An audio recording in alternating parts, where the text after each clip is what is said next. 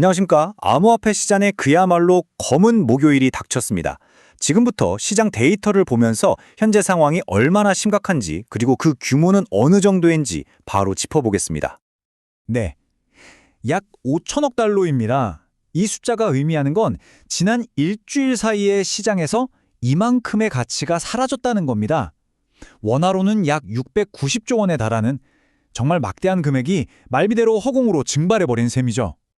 자, 그럼 이 패닉셀의 전체적인 규모를 한번 보죠. 시장 전반의 데이터부터 짚고 넘어가겠습니다. 보시는 것처럼 마이너스 6.47%, 단 하루 만에 전체 암호화폐 시가총액이 이만큼 줄었습니다.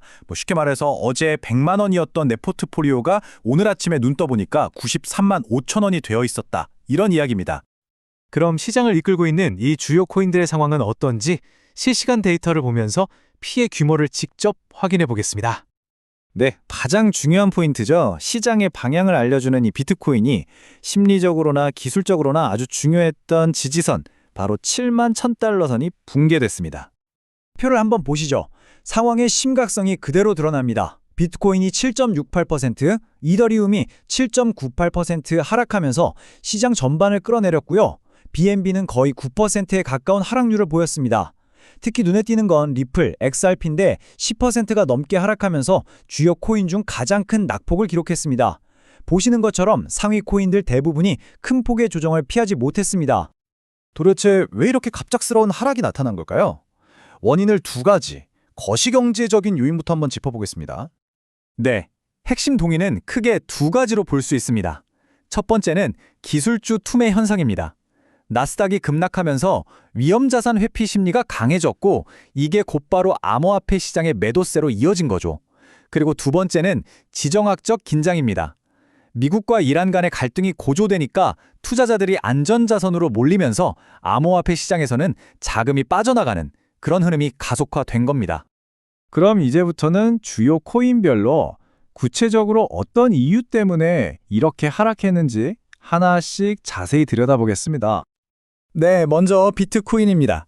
24시간 동안 7.68%의 하락률을 기록했습니다.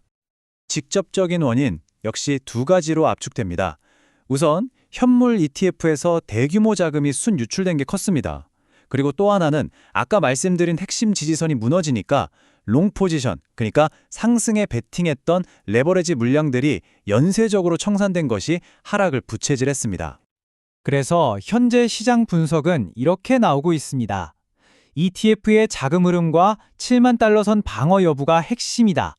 만약 이 선이 추가로 무너진다면 다음 지지선은 6만 8천 달러까지 열어둬야 한다. 바로 이 점이 현재 시장의 가장 중요한 관전 포인트라고 할 수 있겠습니다. 다음은 이더리움 보겠습니다. 7.98%, 비트코인보다 낙폭이 조금 더 컸습니다.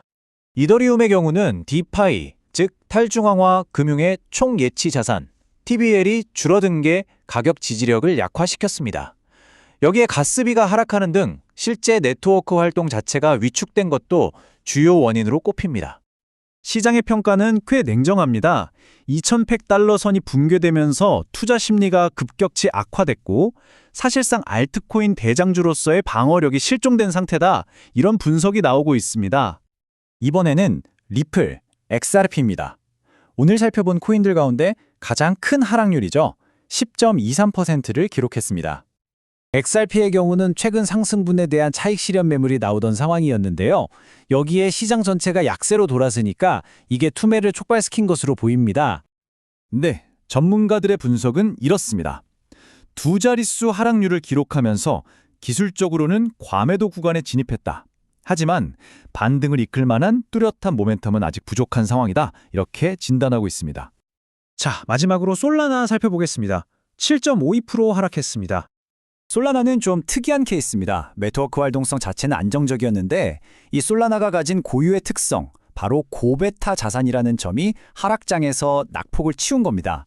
다시 말해 시장 전체의 변동성보다 더 크게 움직이는 특성 때문에 하락폭이 더 컸다고 볼 수 있습니다. 다만 이런 분석도 있습니다. 100달러 지지선이 무너진 것은 분명 타격이 크다. 하지만 오히려 이 때문에 기술적 반등을 노리는 저가 매수세가 유입될 가능성도 존재한다는 시각입니다. 네, 오늘 분석은 여기까지입니다. 마지막으로 투자와 관련해 유의사항을 안내해드리겠습니다. 오늘 전해드린 내용은 정보 제공을 위한 것입니다. 특정 자산의 매수나 매도를 추천하는 것이 아님을 분명히 말씀드립니다. 모든 투자의 최종적인 판단과 책임은 투자자 본인에게 있다는 점 꼭 기억해 주시기 바랍니다. 앞으로도 이렇게 데이터에 기반한 깊이 있는 시장 분석을 계속 받아보시려면 채널을 구독해 주시기 바랍니다. 어려운 시장 상황이지만 정확한 정보를 바탕으로 대응하시길 바랍니다. 오늘 준비한 내용은 여기까지입니다. 고맙습니다.